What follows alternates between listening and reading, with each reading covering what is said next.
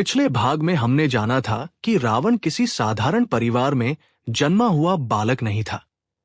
उसके पिता महर्षि विश्रवा जैसे महान ऋषि थे और माता कैकसी राक्षस कुल से थी। एक ओर उसे ऋषि परंपरा का ज्ञान और संस्कार प्राप्त हुए, तो दूसरी ओर उसके नाना सुमाली के मन में अपने खोए हुए साम्राज्य को फिर से स्थापित करने की प्रबल इच्छा थी। यही दो धाराएं धीरे धीरे रावण के व्यक्तित्व का निर्माण करने लगी। रावण बचपन से ही असाधारण था। उसने वेदों, शास्त्रों, व्याकरण, ज्योतिष, आयुर्वेद, संगीत और अनेक विद्याओं में अल्प समय में ही ऐसी दक्षता प्राप्त कर ली जिसे देखकर बड़े बड़े विद्वान भी आश्चर्य करते थे। उसके पिता महर्षि विश्रवा अक्सर उससे प्रसन्न रहते थे। उन्हें लगता था कि यदि ये बालक संयम और धर्म के मार्ग पर चलता रहा तो एक दिन संसार के महानतम विद्वानों में उसकी गणना होगी। लेकिन ज्ञान के साथ साथ रावण के भीतर एक और भावना जन्म ले चुकी थी, असीम शक्ति प्राप्त करने की इच्छा। ये इच्छा अचानक उत्पन्न नहीं हुई थी। इसके पीछे वर्षों तक उसके नाना सुमाली द्वारा कही गई बातें थी। सुमाली जब भी रावण से मिलते उसे उसके राक्षस वंश का गौरव याद दिलाते। वे बताते कि एक समय ऐसा था जब राक्षसों का प्रभाव दूर दूर तक फैला हुआ था, लेकिन समय के साथ उनका वैभव समाप्त हो गया। देवताओं और अन्य शक्तियों के सामने उनका प्रभाव कम हो गया। सुमाली इस अपमान को कभी भूल नहीं पाए थे। वे रावण से कहते, तुम साधारण नहीं हो। तुम्हारी नसों में एक महान ऋषि का तेज और राक्षसों का पराक्रम दोनों प्रवाहित हो रहे हैं। यदि तुम चाहो तो वो सब वापस प्राप्त कर सकते हो जो हमारे कुल ने खो दिया है। रावण इन बातों को ध्यान से सुनता। उसके मन में एक प्रश्न बार बार उठता था, यदि मेरे पास ज्ञान है तो क्या केवल ज्ञान ही पर्याप्त है? क्या बिना शक्ति के कोई अपने आदर्शों की रक्षा कर सकता है? क्या संसार वास्तव में धर्म से चलता है या फिर शक्ति ही सबसे बड़ा सत्य है? यही प्रश्न उसके जीवन की दिशा बदलने वाले थे। समय बीतता गया। रावण अब युवा हो चुका था। उसके ज्ञान की चर्चा दूर दूर तक होने लगी थी, लेकिन उसके भीतर संतोष नहीं था। उसे लगता था कि विद्वता का सम्मान तो मिलता है, परंतु संसार वास्तव में उसी के सामने झुकता है जिसके पास अपार शक्ति हो। एक दिन वह अपने पिता महर्षि विश्रवा के पास पहुंचा और उनसे पूछा, पिताश्री, क्या इस संसार में कोई ऐसा मार्ग है जिससे मनुष्य असाधारण शक्ति प्राप्त कर सके? महर्षि विश्रवा ने शांत स्वर में उत्तर दिया, शक्ति प्राप्त की जा सकती है, लेकिन उससे भी कठिन है उस शक्ति का सही उपयोग करना। तपस्या मनुष्य को सामर्थ्य देती है, पर यदि उसके भीतर विनम्रता न हो तो वही शक्ति उसके विनाश का कारण बन जाती है। रावण ने अपने पिता की बात सुनी, लेकिन उसके मन में शक्ति प्राप्त करने का विचार और दृढ़ हो चुका था। उसने निश्चय कर लिया कि वह ऐसी तपस्या करेगा जैसी पहले किसी ने न की हो। कुछ समय बाद उसने अपने भाइयों कुंभकर्ण और विभीषण से भी इस विषय में चर्चा की। कुंभकर्ण स्वभाव से बलशाली था। उसे युद्ध और पराक्रम में विशेष रुचि थी। जब रावण ने तपस्या का विचार उसके सामने रखा तो उसने बिना अधिक विचार किए उसका साथ देने का निर्णय लिया। विभीषण का स्वभाव दोनों से भिन्न था। उसके मन में सत्ता की इच्छा नहीं थी। वह धर्म, सत्य और भगवान की भक्ति में विश्वास रखता था। फिर भी उसने भी तपस्या करने का निर्णय लिया। उसका उद्देश्य शक्ति प्राप्त करना नहीं, बल्कि ईश्वर की कृपा प्राप्त करना था। यही तीनों भाइयों के मार्ग एक साथ चलते हुए भी अलग हो गए। रावण चाहता था कि संसार उसकी शक्ति को स्वीकार करे। कुंभकर्ण चाहता था कि उसका पराक्रम अतुलनीय हो, और विभीषण चाहता था कि उसका मन सदा धर्म में स्थिर रहे। तीनों भाई वन की ओर प्रस्थान कर गए। उन्होंने ऐसा स्थान चुना जहां न नगरों का शोर था, न राजमहलों का आकर्षण। केवल घना वन, ऊंचे पर्वत, नदियों का कलकल प्रवाह और साधना के लिए उपयुक्त वातावरण। दिन बीतने लगे। तीनों ने कठोर तप का आरंभ किया। रावण ने भोजन त्याग दिया। फिर धीरे धीरे उसने जल भी छोड़ दिया। उसका पूरा ध्यान केवल एक लक्ष्य पर था, ब्रह्मा को प्रसन्न करना। उसकी तपस्या इतनी कठोर थी कि वर्षों बीतते गए, लेकिन उसका संकल्प नहीं डिगा। भीषण गर्मी में वो अग्नि के बीच खड़ा रहता, वर्षा ऋतु में बिना किसी आश्रय के तप करता, शीत ऋतु में भी ध्यान से विचलित नहीं होता। कुंभकर्ण भी अपने तरीके से कठोर तप कर रहा था। उसका विशाल शरीर स्थिर रहता और वो लंबे समय तक ध्यान में लीन रहता। विभीषण की तपस्या सबसे अलग थी। उसके मन में किसी के प्रति द्वेष नहीं था। वह भगवान का स्मरण करता और यही प्रार्थना करता कि उसका जीवन सदैव धर्म के मार्ग पर चले। कई वर्षों तक ये तप चलता रहा। धीरे धीरे तीनों भाइयों की तपस्या का प्रभाव केवल पृथ्वी तक सीमित नहीं रहा। ऐसा कहा जाता है कि उनके तप के तेज से देवताओं के लोकों तक कंपन होने लगा। ऋषि मुनि भी इस अद्भुत साधना की चर्चा करने लगे। देवराज इंद्र सहित अनेक देवताओं के मन में चिंता उत्पन्न हुई। वे जानते थे कि यदि रावण जैसी असाधारण प्रतिभा वाला व्यक्ति अत्यंत शक्तिशाली वरदान प्राप्त कर लेगा तो भविष्य में उसका सामना करना कठिन हो सकता है। लेकिन अभी तक ब्रह्मा प्रकट नहीं हुए थे। रावण ने अपने संकल्प को और कठोर बना दिया। समय का उसे कोई बोध नहीं था। वर्षों का अंतराल मानो एक क्षण जैसा हो गया था।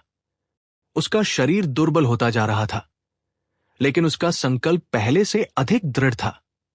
उसे विश्वास था कि यदि उसकी तपस्या सच्ची है तो एक दिन स्वयं सृष्टिकर्ता ब्रह्मा को उसके सामने प्रकट होना ही पड़ेगा। और फिर वो क्षण निकट आने लगा जिसने केवल रावण का ही नहीं बल्कि पूरे त्रिलोक का भविष्य बदल दिया।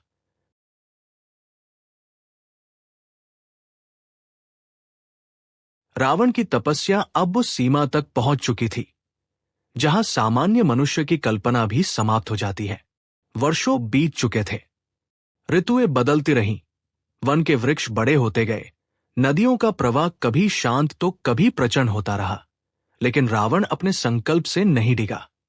उसका शरीर अत्यंत दुर्बल हो चुका था, किंतु उसकी इच्छा शक्ति पहले से कहीं अधिक प्रबल हो गई थी।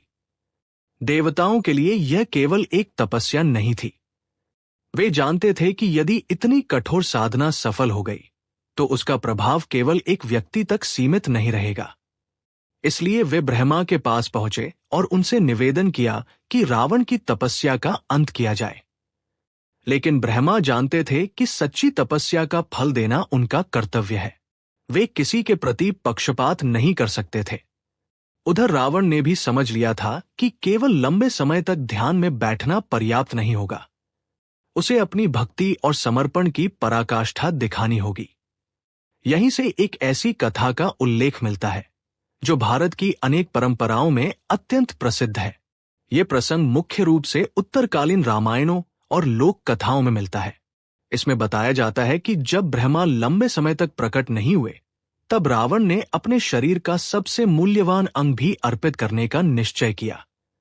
कहा जाता है कि उसने अपनी तलवार उठाई और भगवान ब्रह्मा को स्मरण करते हुए अपना एक सिर काटकर अग्नि में समर्पित कर दिया।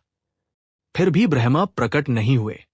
कुछ समय बाद उसने दूसरा सिर भी अर्पित कर दिया, फिर तीसरा, चौथा, पांचवा, एक एक करके वो अपने सिर समर्पित करता गया। प्रत्येक बार उसका संकल्प और भी दृढ़ होता गया। उसके लिए शरीर का कोई महत्व नहीं रह गया था। उसके मन में केवल एक ही उद्देश्य था, ब्रह्मा को प्रसन्न करना। जब 9 सिर अर्पित हो चुके तब भी ब्रह्मा प्रकट नहीं हुए। अब केवल एक सिर शेष था। यदि वह भी अर्पित कर देता तो उसका जीवन समाप्त हो जाता। लेकिन रावण के मन में भय नहीं था।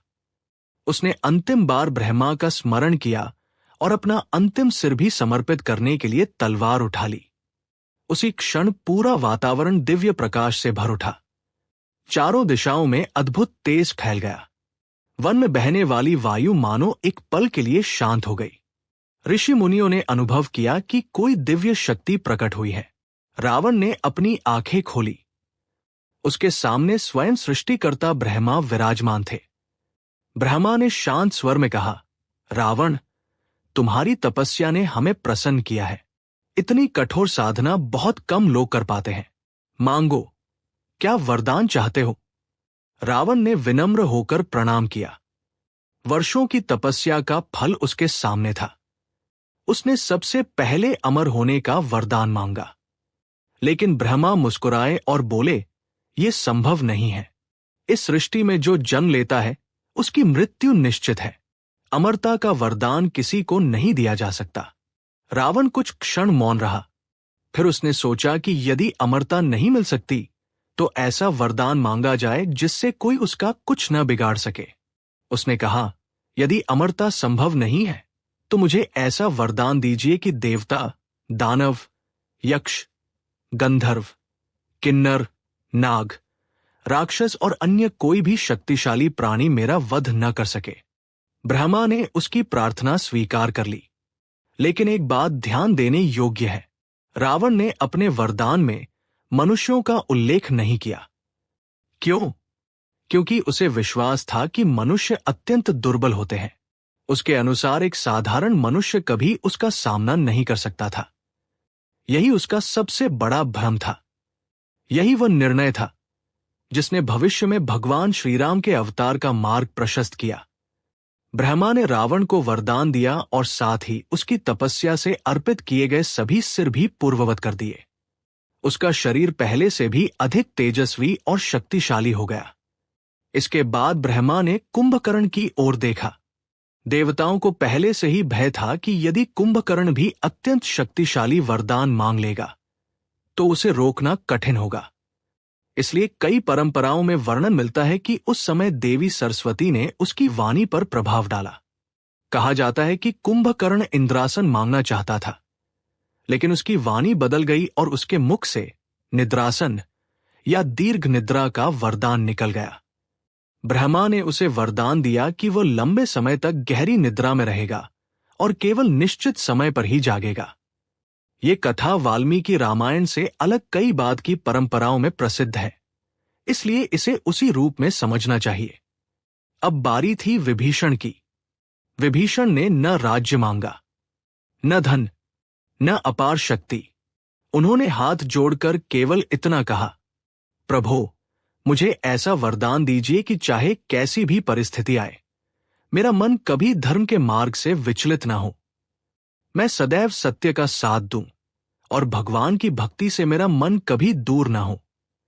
ब्रह्मा विभीषण की इस प्रार्थना से अत्यंत प्रसन्न हुए। उन्होंने कहा, तुम्हारा मन सदैव धर्म में स्थिर रहेगा। तुम्हें दीर्घायु प्राप्त होगी और सत्य का मार्ग कभी तुम्हारा साथ नहीं छोड़ेगा। एक ही माता पिता की 3 संतानों ने 3 अलग अलग वरदान मांगे थे।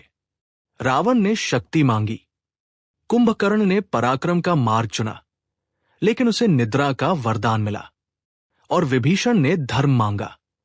यहीं से तीनों भाइयों का भविष्य भी एक दूसरे से अलग हो गया। रावण अब पहले जैसा नहीं रहा था। उसके पास ज्ञान तो पहले भी था, लेकिन अब उसके पास ऐसे वरदान भी थे जिन्होंने उसके आत्मविश्वास को कई गुना बढ़ा दिया। धीरे धीरे ये आत्मविश्वास अभिमान में बदलने लगा। उसे लगने लगा कि अब तीनों लोकों में कोई उसका सामना नहीं कर सकता। लेकिन उसे ये नहीं पता था कि उसने अपने वरदान में जिस एक जाति को महत्वहीन समझकर छोड़ दिया था, वही एक दिन उसके अंत का कारण बनेगी। और इसी क्षण से रावण के जीवन का एक नया अध्याय शुरू हुआ। शक्ति का, विजय का और धीरे धीरे बढ़ते हुए अहंकार का। ब्रह्मा से वरदान प्राप्त करने के बाद रावण पहले जैसा नहीं रहा। वर्षों की कठोर तपस्या ने उसके शरीर को ही नहीं, बल्कि उसके आत्मविश्वास को भी बदल दिया था। अब उसे विश्वास था कि संसार की कोई शक्ति उसका सामना नहीं कर सकती। लेकिन यहीं से उसके जीवन का सबसे बड़ा परिवर्तन भी आरंभ हुआ। जब वह अपने भाइयों के साथ लौटकर महर्षि विश्रवा के आश्रम पहुंचा, तो उसके पिता ने उसके तेज में आया परिवर्तन तुरंत अनुभव कर लिया। उन्होंने देखा कि रावण के चेहरे पर पहले से अधिक तेज तो था, लेकिन उसी तेज के पीछे एक नया भाव भी जन्म ले चुका था, अभिमान का। महर्षि विश्रवा ने उसे समझाते हुए कहा, रावण, तपस्या से प्राप्त शक्ति का उद्देश्य दूसरों पर अधिकार जमाना नहीं, बल्कि धर्म की रक्षा करना है। जो व्यक्ति अपनी शक्ति का उपयोग केवल अपने अहंकार को संतुष्ट करने के लिए करता है, उसका पतन निश्चित होता है। रावण ने अपने पिता की बात सुनी, लेकिन उसके मन में अब एक अलग ही विचार चल रहा था। उसे लगता था कि यदि उसने इतनी कठिन तपस्या की है तो तीनों लोकों पर राज्य करने का अधिकार भी उसी का है। इधर उसके नाना सुमाली को जब यह समाचार मिला कि रावण को ब्रह्मा से महान वरदान प्राप्त हो चुके हैं, तो वे अत्यंत प्रसन्न हुए। वर्षों से जिस अवसर की उन्हें प्रतीक्षा थी, वो अब उनके सामने था। उन्होंने रावण को अपने पास बुलाया और कहा, आज से पहले तुम्हारे पास ज्ञान था, लेकिन अब तुम्हारे पास ऐसी शक्ति भी है जिसे बहुत कम लोग प्राप्त कर पाते हैं। यदि तुम चाहो तो अपने राक्षस कुल का खोया हुआ गौरव वापस ला सकते हो। रावण ने पूछा, लेकिन इसकी शुरुआत कहां से करूं? सुमाली ने उत्तर दिया, सबसे पहले तुम्हें अपना अधिकार वापस लेना होगा। फिर उन्होंने रावण को एक ऐसी बात बताई जिसने उसके मन में एक नया विचार उत्पन्न कर दिया। उन्होंने कहा कि स्वर्णमय लंका, जिसे विश्व का सबसे समृद्ध नगर माना जाता है, इस समय उसके सौतेले भाई कुबेर के अधिकार में है। कुबेर भी महर्षि विश्रवा के ही पुत्र थे, लेकिन उनकी माता अलग थी। अपनी तपस्या और योग्यता के कारण उन्हें देवताओं का कोषाध्यक्ष बनाया गया था और लंका का राज्य भी उनके अधीन था। जब रावण ने यह सुना तो उसके मन में प्रश्न उठा, यदि मैं भी महर्षि विश्रवा का पुत्र हूं तो लंका पर अधिकार केवल कुबेर का ही क्यों? यही प्रश्न धीरे धीरे अधिकार की भावना में बदल गया। उसने ये मान लिया कि लंका उस पर भी उतना ही अधिकार रखती है जितना कुबेर पर। यहीं से उसके जीवन का अगला संघर्ष प्रारंभ हुआ। लेकिन केवल लंका ही उसका लक्ष्य नहीं था। ब्रह्मा से मिले वरदानों ने उसके भीतर यह विश्वास भर दिया था कि अब वह केवल एक राजा नहीं, बल्कि संपूर्ण पृथ्वी और तीनों लोकों का सम्राट बन सकता है। उसने अपनी सेना को संगठित करना प्रारंभ किया। राक्षस कुल के अनेक योद्धा उसके साथ आने लगे। जो लोग पहले बिखरे हुए थे, वे अब रावण के नेतृत्व में एकत्र होने लगे। रावण केवल बल के आधार पर शासन करना नहीं चाहता था, वह एक कुशल रणनीतिकार भी था। उसने युद्ध कला, राजनीति और प्रशासन का गहन अध्ययन किया था। यही कारण था कि उसके साथ जुड़ने वाले लोग केवल उसके बल से नहीं, बल्कि उसकी बुद्धिमत्ता से भी प्रभावित होते थे। इसी समय उसकी भगवान शिव के प्रति भक्ति और अधिक गहरी होती गई। अनेक परंपराओं में वर्णन मिलता है कि रावण प्रतिदिन भगवान शिव की उपासना करता था।